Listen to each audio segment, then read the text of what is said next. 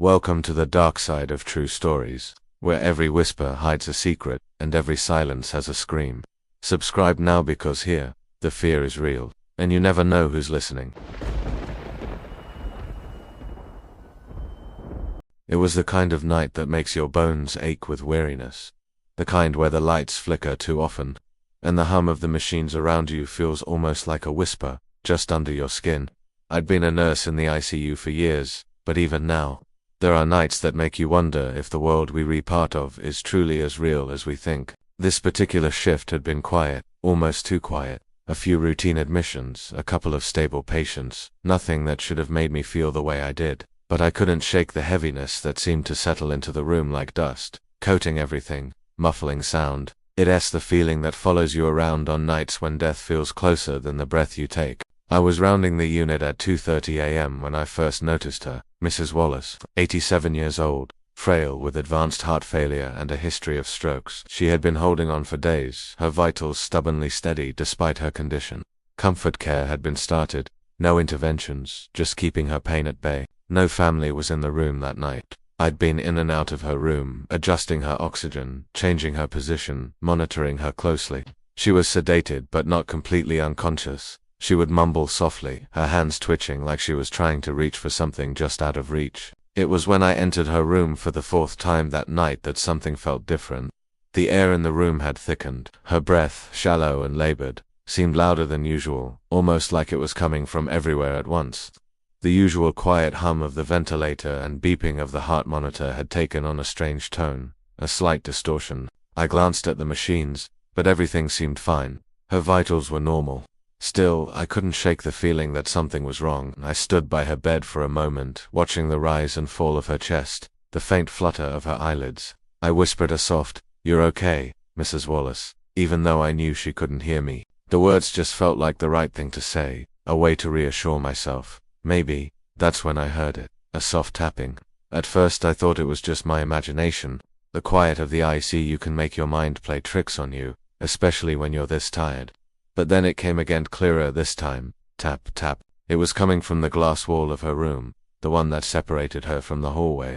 I turned, half expecting to see someone standing there, maybe a colleague or a family member who had slipped in unnoticed. But there was no one, just the empty hallway, bathed in dim light, still and lifeless. I stepped closer to the glass. Nothing. The sound stopped as abruptly as it had started. My heart began to race, but I told myself it was nothing, just the stress of the shift, the exhaustion. I focused on Mrs. Wallace, adjusting her pillow again and making sure her blanket was tucked tightly around her. I glanced at the clock, 3:00 a.m. I was about to leave the room when I saw it. A figure, a shadow. It flickered in the corner of my vision, just beyond the doorframe. I whipped around, but again, nothing. The hallway was empty. I stepped back toward the door, my hand resting on the cold metal handle. That's when the tapping came again, only this time it wasn't from the glass. It was coming from behind me, right from inside the room. My breath caught in my throat. I spun around, my heart hammering in my chest. Mrs. Wallace's eyes were open, not wide, not frantic, but open. They were staring at the corner of the room, fixed on something I couldn't see. I took a cautious step toward her, my pulse quickening. Her lips parted slightly, and I could hear her breath, ragged and shallow. She wasn't speaking, but there was something about the way she looked at that corner, something distant, something beyond the room. Her hand twitched again, reaching toward nothing. "Mrs. Wallace?" I asked softly, hoping to snap her out of whatever trance she was in, but she didn't respond. Her gaze never shifted from that corner. I took another step toward the bed, my fingers trembling slightly as I reached for her hand, and that's when I saw it. There, in the corner of the room, the shadows seemed to gather, pooling together like thick ink. The air grew colder, and the temperature dropped so suddenly that I could see my breath fogging up in front of me. It was subtle, but it felt wrong, like the room itself was holding its breath. "Mrs. Wallace," I said again, my voice shaking, but she didn't move. Her eyes stayed locked on that corner, and now I could hear it. A whisper, soft, low, almost inaudible. I stepped back, my heart pounding in my chest. The whisper grew louder, clearer. It was the sound of a voice, but it wasn't her voice. It was a man's voice, rough and strained, as if speaking through a haze of pain. "You can't stay." I froze. I couldn't move, couldn't breathe. The whisper was unmistakable now, and it was coming from the same corner where she was staring. I couldn't see anything there, just the usual shadows that filled every corner of the ICU room. But in that moment, I felt it. The weight of it, pressing down on me like a physical force. I stumbled backward, almost tripping over the IV line. My pulse was thundering in my ears. I had to get out of the room. I had to get some air, clear my head. But as I reached for the door, I heard something else. A cough. It wasn't from Mrs. Wallace. It wasn't from anyone in the unit. It was from behind me, from the corner of the room. I spun around in panic, and that's when I saw the figure. A man, hunched over, standing just beyond the bed. His features were blurry, distorted, like a reflection in fogged glass. His body was solid, but there was an odd flickering quality to him, as if he didn't quite belong. He was wearing old-fashioned clothes, a hospital gown, but the fabric looked worn, ancient. His face was pale, gaunt, with hollow eyes that seemed to stare straight through me. The room felt like it was closing in. My breath was tight in my chest, and I couldn't move. I wanted to scream, but my voice caught in my throat. The man in the corner raised a hand, slowly, almost deliberately, and pointed toward Mrs. Wallace. I rushed out of the room, slamming the door behind me. My heart was racing, my hands shaking. I couldn't explain what I'd just seen. Was it the stress, the exhaustion, or was there something else in that room with her? I glanced back down the hallway, and the figure was gone. But the soft tapping started again, from inside her room. I don't know how to explain it. I don't know what happened that night, but I can't forget the look in Mrs. Wallace's eyes, the way she reached for something that wasn't there, and the way that figure, if it was a figure, seemed to be waiting for her to join him. I never went back into that room alone again. I couldn't. They say that in the ICU death is a quiet thing, a thing that happens when you least expect it. But sometimes, when the night is still, you hear things that can't be explained, things that make you wonder if death truly is the end or if, sometimes, it's just a doorway. The ICU has a certain kind of stillness, one that stretches across the room like a heavy blanket. It's not the kind of stillness you'd associate with peace, though it's more like the kind of silence that settles in when something important is waiting to happen. I've been working here for over 12 years now, and I've seen it all: the codes, the steady decline, the quiet moments when people slip away. But there are some nights when the silence isn't just silence, and the waiting isn't just waiting. It was around 3 a.m. on a Tuesday when I first felt it. I was making my rounds, checking on the patients who had been here longer than they should have. Room 102, room 208, room 315, nothing new, nothing out of the ordinary. The monitors beeped in their usual rhythm, the low murmur of ventilators humming in the background. But something was off. I couldn't quite put my finger on it at first, but as I walked the hall, it was like the air itself had thickened, as if every breath I took was more difficult than the last. I shrugged it off, just the exhaustion, I told myself, but deep down, I knew it was more than that. Room 204 was my next stop. Mrs. Green, she was 72, in the end stages of pancreatic cancer. She'd been here for days, barely responsive, her breathing shallow and erratic.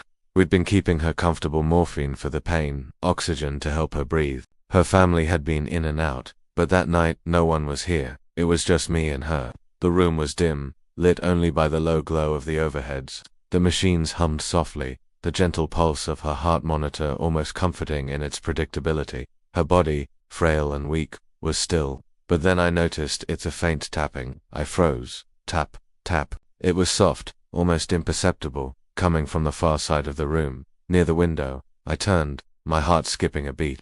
The window was covered with the usual blinds, closed to keep the light from disturbing the patients. I pulled them aside, half expecting to see someone outside, maybe a cleaning crew or a family member who had snuck in, but no one was there. I stood for a moment, staring out at the empty parking lot, bathed in the soft glow of the streetlights. The tapping stopped. I chalked it up to nothing more than my tired mind playing tricks. Maybe I was hearing the sound of the machines, or the pipes settling in the walls. I turned back to Mrs. Green and checked her vitals stable, for now. I was about to leave when I felt it again. This time though, it wasn't tapping, it was scratching. A faint raspy sound, like nails on wood. I whipped around, my pulse quickening, but there was nothing, just Mrs. Green's shallow breaths and the distant hum of the machines. I walked to the door, intending to leave the room, but then I noticed something strange. Mrs. Green's hand, her right hand, was twitching. At first I thought it was just a spasm, a result of the morphine. But then it twitched again, and this time it reached out. My blood ran cold. She was reaching for something. Or someone. Her eyes were closed, her body still, but her hand moved slowly, as if following an invisible thread. I walked over to her, gently placing my hand on her wrist to stop the movement, but the second I touched her, the room seemed to get colder. I pulled back, my breath coming in shallow gasps. I turned quickly, scanning the room. There was nothing out of place.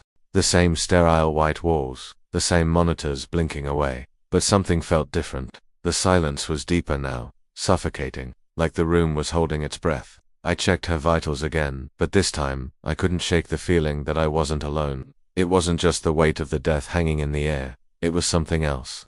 Someone was in the room with us. And then it happened, a soft whisper, just above the sound of her breathing. Barely a breath, barely a sound, but it was there, clear, a voice. Help me. I spun around, my heart in my throat, but there was no one. Mrs. Green was still there, her eyes still closed, her hand now limp at her side. But the voice, it wasn't hers. It didn't sound human, not completely. It was thin, breathless, as if it was coming from far away, or maybe from right behind me. I shook my head, trying to clear the fog that had suddenly descended on me. I walked to the door and pulled it open, stepping into the hallway for a moment of air. The hallway was empty, just the usual late-night quiet. I took a few steadying breaths, trying to convince myself it was just the stress, the long hours, but as I turned back toward Mrs. Green's room, I saw it. There, in the corner of the room, just beyond the doorframe, was a shadow. It wasn't a trick of the light. It was darker than the shadows around it, more solid. The figure was tall, thin, and it stood there, unmoving, watching. I could feel its eyes on me, though I couldn't see its face. It had no features, just the outline of a person, like a silhouette in the dark. My heart raced, and for a moment, I thought I might be seeing things, but then it moved. It stepped forward, its form flickering in and out of sight, like a bad television signal. The shadow moved toward the bed, toward Mrs. Green, and as it did, I heard the whisper again, "Help me." I didn't think. I ran. I sprinted down the hallway, my heart pounding, my mind a blur. I reached the nurse's station, gasping for breath, trying to tell myself that it was just the exhaustion playing tricks on me. But deep down, I knew it wasn't. I could still hear the whisper, still feel the weight of that presence, like it was following me. I glanced back down the hallway, half expecting to see the shadow in the doorway of room 204, but there was nothing, just the sterile, empty hallway lit by the low glow of fluorescent lights. I told myself it was nothing, that I was just tired, that I needed to rest. But the unease gnawed at me, and I couldn't shake the feeling that something had happened in that room, something that went beyond the normal cycles of life and death. I didn't return to room 200 for that night. I couldn't.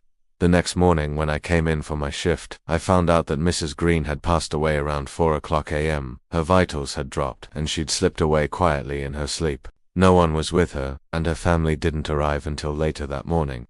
But I couldn't shake the feeling. There was something in that room with her. Something that wasn't supposed to be there. I don't know what it was, or what it wanted, but I'll never forget the whisper. And sometimes, when the ICU gets especially quiet, when I'm alone in the hallway late at night, I think I hear it again. That voice, just a whisper in the darkness. Help me. It was one of those nights that felt like it was stretching on forever, when every sound in the ICU feels amplified and the walls seem to close in, not in a claustrophobic sense, but in a way that makes everything feel ... wrong. I've been working in this unit for over 15 years. I've seen patients slip away, I've held families in their grief, and I've watched countless lives come and go. But tonight was different. There was something in the air that I couldn't shake. I was on my second round, making my way down the hallway, checking in on patients who had been here too long. Room 301, a middle-aged man recovering from a stroke, stable but still unresponsive.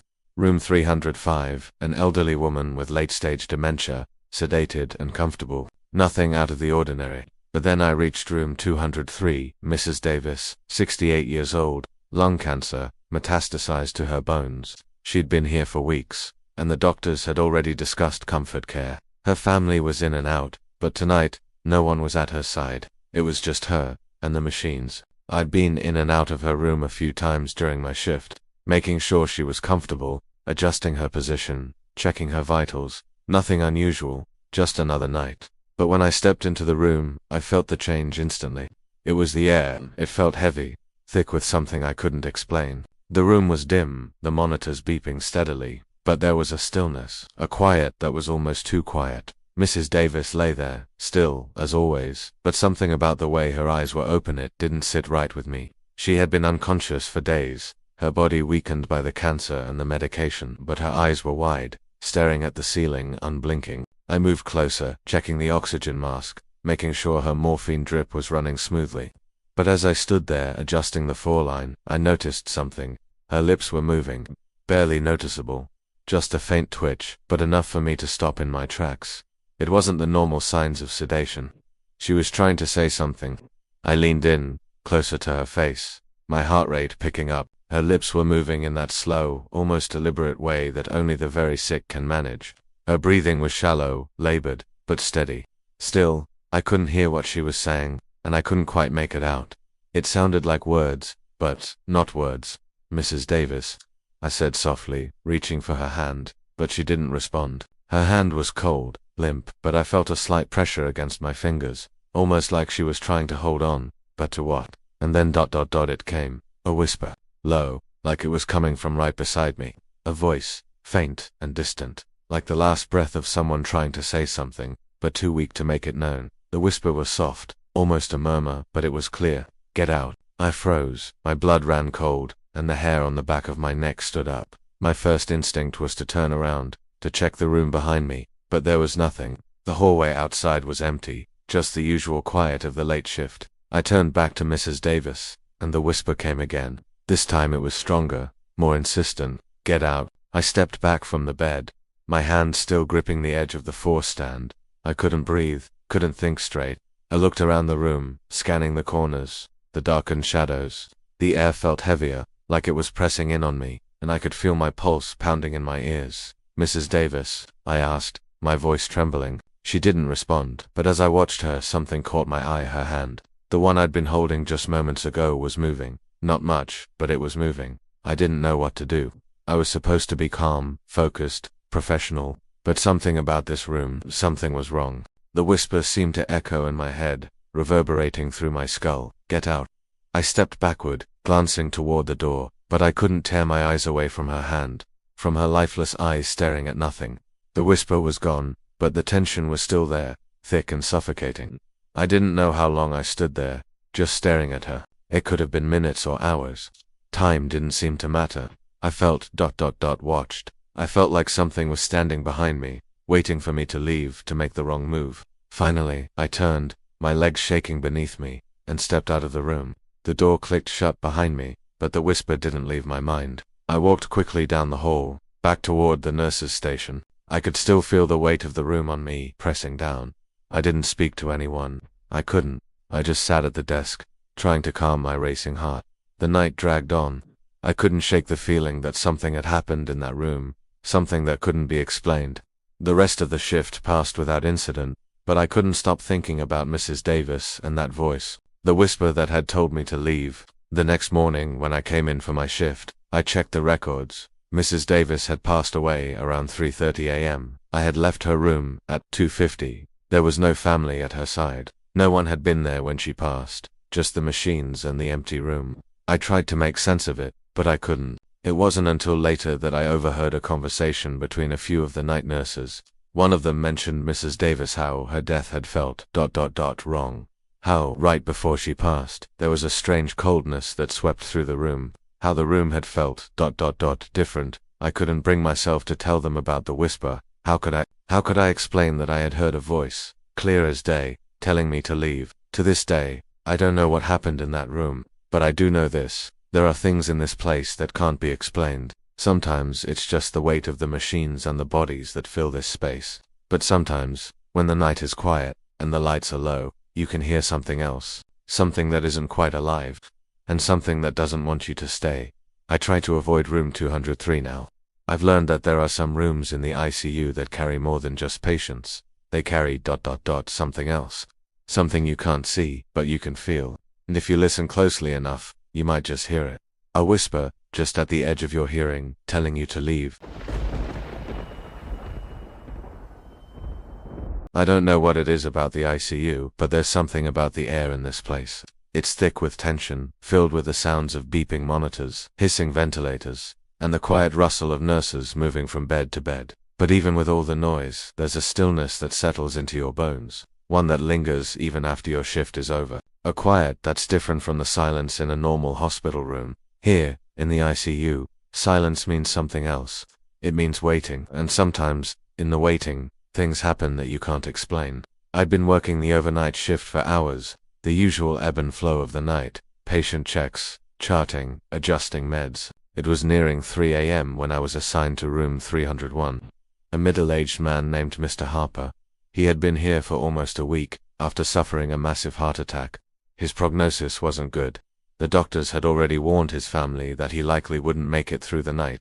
He was on full sedation, intubated, and not showing any signs of improvement. When I walked into his room, the lights were dim, and the sound of the ventilator was the loudest thing in the room. His body was still, the only movement coming from the rise and fall of his chest as the ventilator pumped air into his lungs. I adjusted the 4-drip and checked his vital heart rate steady, blood pressure low but stable, nothing new. I reached to adjust his position, propping up his pillow just slightly, and that's when I heard it. A low, almost imperceptible tapping. I paused, looking around the room. At first I thought it was coming from the wall or the machines, maybe a loose wire or something. But then I heard it again, closer this time, like someone tapping on glass. I turned toward the window, the glass of the room, and it was clear no one was standing outside. I stepped closer to the window, my heart starting to race. The hallway outside was empty, just the faint overhead lights casting long shadows along the floor. No one in sight. I turned back to Mr. Harper, trying to dismiss the feeling creeping up my spine, and that's when I saw it. His eyes, they were open, wide open. Mr. Harper hadn't shown any signs of consciousness for the past 24 hours, and now his eyes were wide, staring directly at the ceiling. But they weren't just open, they were moving, shifting slightly as if he was looking around, following something in the room. I stepped back, my heart skipping a beat. It's not uncommon for patients on heavy sedation to have eye movements or even brief twitches. But this felt different.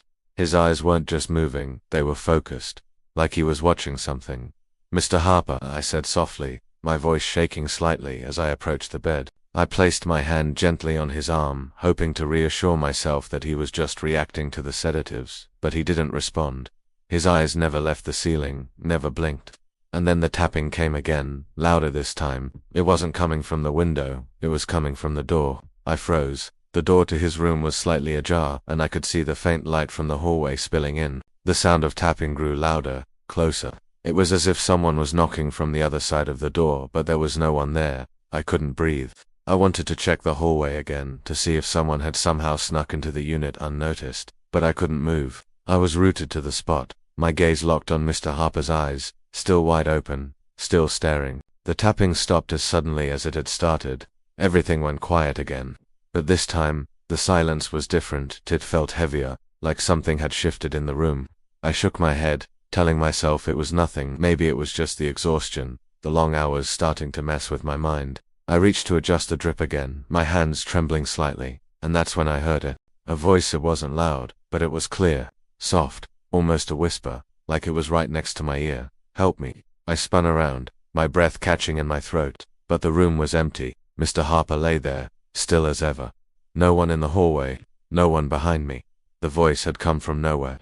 "Help me." It came again, the same soft, strained whisper. I stepped back toward the door, my eyes darting around the room, desperately trying to find an explanation, but there was none. No one had been in the room, and nothing about Mr. Harper's vitals had changed. It was just me, and whatever was in the room with me. I reached for the door handle, my hand cold, my whole body shaking, and that's when I heard it once more. But this time, the voice wasn't a whisper. It was louder, clearer, more desperate. "Help me." I yanked the door open, practically stumbling into the hallway. The cool air hit me like a slap in the face, but I didn't feel better. I didn't feel safe. I looked down the hall, empty as always, at this hour. The nurse's station was quiet, no one around. I stood there, catching my breath, trying to make sense of it, but I couldn't. I couldn't explain what had just happened. I finally went back into room 301, trying to steady myself. Mr. Harper was still there, still sedated, still intubated. His eyes were closed again, his body still, and the machines hummed softly, as if nothing had happened. But I couldn't shake the feeling. The room felt different. The air was thick with something I couldn't name, something that clung to the walls, to the machines, to me. I finished my rounds in the room as quickly as I could, but the whispering voice followed me, echoing in the back of my mind. The rest of the shift was uneventful, but I couldn't forget about Mr. Harper and that voice, and the tapping, the knocking that had come from nowhere. I tried to tell myself it was just my mind playing tricks on me too many nights on too little sleep. But something in my gut told me it wasn't just that. The next morning when I came in for my shift, I was met by the night nurse. She looked at me strangely, as if she could tell something was off. "Mr. Harper passed last night," she said, her voice calm, but her eyes cautious. "No family was with him, just went quietly around 3:30 a.m. I nodded, but a chill ran through me. I couldn't shake the feeling that something had happened in that room. Something that had left an imprint. I didn't want to ask, but I had to. "Was there anything strange? Anything unusual about his passing?" I asked, my voice barely a whisper. She paused for a moment, looking at me, before shaking her head. "No," she said softly. "Nothing unusual. Just the usual." Silence. But I knew it wasn't just silence. There was something in that room, something I couldn't explain. I didn't want to know what it was. Sometimes, when the night shift drags on, and the air feels heavier than usual, I think back to room 301, the whisper, the tapping, and Mr. Harper's eyes, watching something in the room that I couldn't see. I'll never forget that night. Some rooms I've learned, never let go.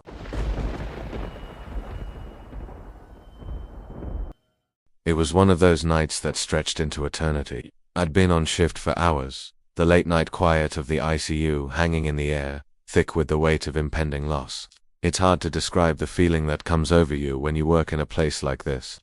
The ICU is a world all its own, a place where time moves differently, where moments of life and death blur together. Tonight, though, something felt off. It wasn't the usual hum of machines or the beeping of heart monitors. It was more than that. It was the stillness in the air, the heaviness that clung to the walls. I couldn't shake the feeling that something was waiting, lingering just out of sight, and I wasn't the only one who noticed. It was late, nearly 2 a.m., when I was assigned to room 207. Mrs. Palmer was in her early 70s, a woman whose life had been consumed by years of chronic illness. She had a history of heart disease, diabetes, and multiple strokes. Her family had already discussed comfort care with the doctors. Her prognosis was grim. No one expected her to make it through the night, but she had held on longer than anyone anticipated. She'd been barely conscious for the past few days, only responding to the occasional squeeze of a hand or the sound of her daughter's voice.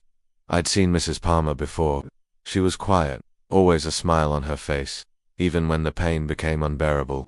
I'd gotten used to her steady, shallow breaths, the soft rustle of sheets as she shifted, the quiet murmurs of the staff moving in and out. But tonight there was something different. When I entered the room, everything seemed as it always was. The lights were dim, the soft sound of the ventilator and heart monitor filling the space. But there was a coldness in the room, a chill that seemed to settle into my bones. I pulled the blanket up over Mrs. Palmer, adjusting her oxygen mask and checking her for. Nothing had changed in her condition. She was still breathing, still holding on, just as she had been all day. But there was a tension in the room that I couldn't place, a kind of waiting that made my skin crawl. I stood by the bedside for a moment, listening to the rhythm of her breathing, trying to calm the unease that was creeping up my spine.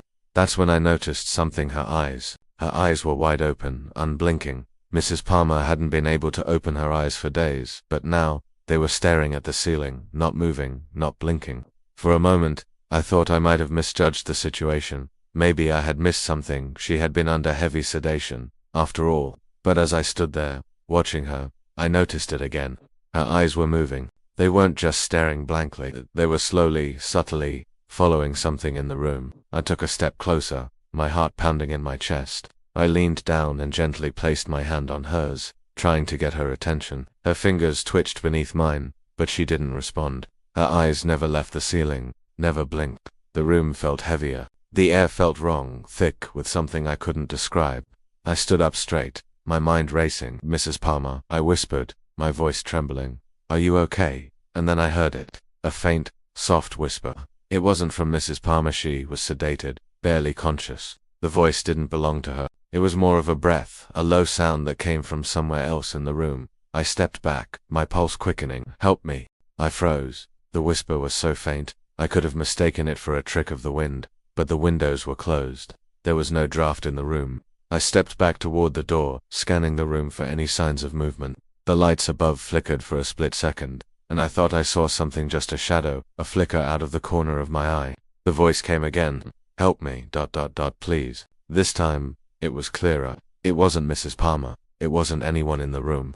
It was a whisper that felt like it came from inside my head, as if it were right next to my ear. My heart raced, and my breath caught in my throat. There was no one there. I walked to the door, my hands trembling, my mind spinning. I opened it quickly, stepping into the hallway. The hallway was empty, as it should have been at this hour. No one was around. I stood there for a moment, trying to clear my head, trying to convince myself it was just the exhaustion, the long hours starting to mess with me. But I knew it wasn't that. The whisper, the voice, it wasn't something my tired mind could have created. I looked back toward room 207, hesitating. Something inside me told me to leave, to walk away. But I couldn't. I couldn't leave Mrs. Palmer alone. I walked back into the room, but when I entered, the atmosphere had changed. The coldness was gone, replaced by a strange heaviness. Like the air was thicker. Mrs. Palmer's eyes were still open, still unblinking, still staring at the ceiling. The monitors beeped steadily. The ventilator hummed its usual rhythm, but there was a sense of waiting. I walked over to her bedside, adjusting her blanket again, checking her vitals. That's when I heard it. The whisper wasn't faint anymore. It was clear, louder. Help me. I whipped around, my breath coming in short gasps. The voice came from nowhere, as though it had materialized in the very air itself. I reached for the call button, ready to summon help, but before I could press it, something in the room caught my attention. A shape, a shadow. It was standing by the far corner of the room, just beyond Mrs. Palmer's bed. I couldn't make out any details, but it was tall, thin, and somehow darker than the rest of the room. The shadow seemed to flicker in and out of existence, like it wasn't entirely there, yet it was. It was watching me, though it didn't have a face. There was nothing about it that felt human. It was just a shape, moving silently, patiently. I stepped back, my heart pounding in my chest. The whisper came again, this time desperate, almost frantic. Help me, please, I stumbled toward the door, my mind racing, the hairs on the back of my neck standing on end. I didn't know what I had just seen, but I knew I had to get out. I didn't belong in that room anymore. I stepped into the hallway, gasping for air, my mind spinning. The silence in the ICU felt suffocating. I couldn't make sense of what had just happened. I had seen someone standing in the corner of the room, but there had been no one there. I don't know how long I stood there, leaning against the wall, trying to steady my breath. Finally, I gathered myself and walked back to the nurse's station. My hands were still shaking, and the unease in my gut hadn't faded. The next morning, I found out that Mrs. Palmer had passed away around 3 a.m. The doctors had expected it, but I couldn't shake the feeling that I had been a witness to something that went beyond the normal cycles of life and death. I don't know what I heard in that room. I don't know what that voice was, or what that shadow was, or why Mrs. Palmer had been staring at something that wasn't there. But I do know this. The ICU is a place where death lingers in the air. And sometimes, when you least expect it, it doesn't leave alone. It takes something with it, something that stays behind. And every time I pass room 207, I can't help but glance at the corner, just to make sure that nothing is still watching. I'd love to hear your thoughts. Every comment adds a new shadow to our haunted corner of the internet. Share this if you know someone who enjoys a good scare. More spine-chilling stories are coming soon, and remember, the scariest stories are the ones that could happen to you. Thanks for watching if you dare.